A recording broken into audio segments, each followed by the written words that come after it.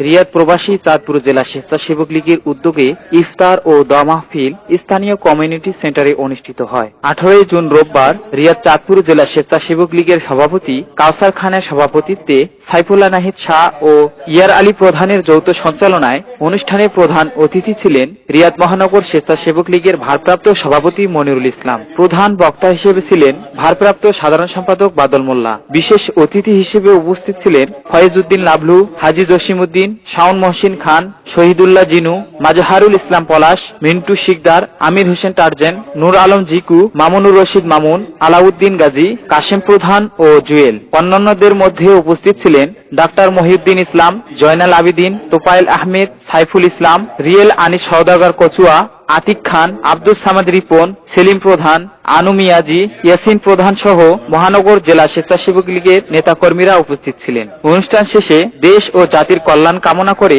দোয়া পরিচালনা করেন মাওলানা নিজামুদ্দিন।